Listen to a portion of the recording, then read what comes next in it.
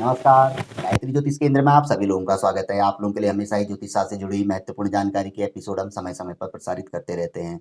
ज्योतिष शास्त्र की हर विधा से संबंधित जानकारी हम आप लोगों के लिए लेकर आते हैं। जानकारी ऐसी कि जिस पर यदि आप अमल करते हैं तो उसका प्रतिफल आप अवश्य ही देखते हैं। आज भी हम आप लोगों के लिए ज्योतिष शास्त्र में बताई गई अत्यंत महत्वपूर्ण जानकारी लेकर आए हैं।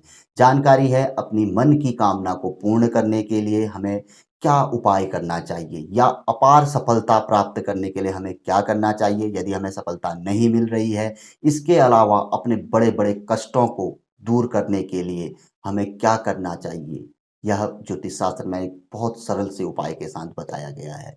तो विलंब ना करते हुए हम आपको सीधे उपाय बताएँगे। ज्योतिष शास्त्र में बताया गया है कि जब व्यक्ति निराश हो जाए और उसे कहीं से भी किसी प्रकार की कोई आशा नज़र ना आए, हर जगह से उसे अंधकार ही नज़र आ रहा हो और रोशनी की किरण नज़र नहीं आ रही हो, तो उस परिस्थिति में वह गौ माता को यदि गुरुवार के दिन गुड़ और चना यदि गौ माता को खिलाता है, नियमित ऐसा करता है, तो अतिशीघ्र ही उसे कुछ समय पश्चात ही आशा की किरण देखने में आती है, सफलता मिलने लगती है, मन की कामना उसकी पूर्ण होने लगती है, बड़े से बड़ा कार्य उसका सिद्ध होने लगता है। इस उपाय को आप किसी भी परेशानी में आज़मा सकते हैं और बहुत बड़ी सफलता प्राप्त कर सकते हैं। अब कैसे खिलाना है यह भी हम आपको बताते हैं कि आप बुधवार की रात्रि को कुछ मात्रा में, वैसे तो कुछ मात्रा का अर्थ है कि अपने हाथ में जितना गुड़ आ सकता है उतना गुड़ आप ले लीजिए और उतने ही चने आप ले लीजिए और किसी प्लास्टिक की पन्नी या किसी कपड़े में पोटली उसको बांधकर अपने तकिया के नीचे रख लीजिए। यानी कि आपने बुधवार के दिन अपने हाथ में जितना गुड़ आता है, जितने चने आते हैं, चने भुने हुए चने का इस्तेमाल करना है, क्योंकि यह सबसे उत्तम रहता है। कच्चे चने क्योंकि गाय गौ माता के दाँत आदि में लग जाए, तो भुने चने आप ले सकते हैं, क्योंकि हम बहुत से लोगों को बताते हैं तो भुने चने के बारे में ही बताते हैं।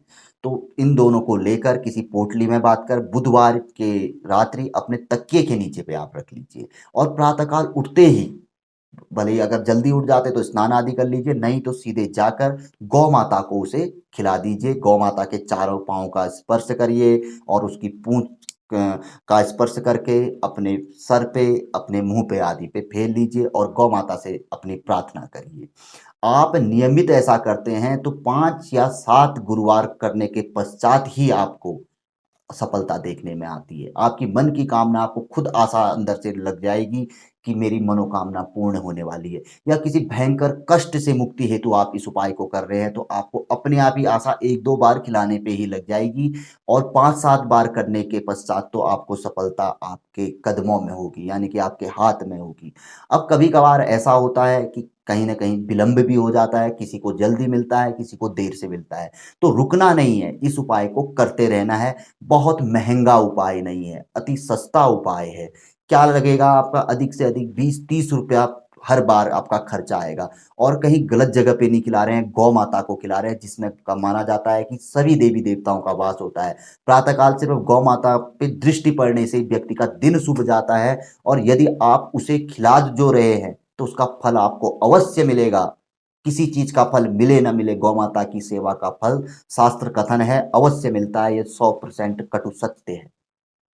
तो अत्यंत सरल उपाय है, ज्योतिष शास्त्र में इसका बहुत बड़ा वर्णन है। अक्सर हर ज्योतिषी इसको बताते भी रहते हैं कि बुधवार की रात्रि अपने तकिए के नीचे गुड़ और चना रखकर गुरुवार की प्रातः काल गौ माता को खिला दीजिए और साथ में उनके चारों पाँव का स्पर्श कर और उनकी पूँछ का स्पर्श कर अपने सर पे फेर लीजिए और अपने मुँह में फेर लीजिए और हो सके तो अपने होठों से भी उसको लगा लीजिए और उसके बाद गौ माता से प्रार्थना करिए।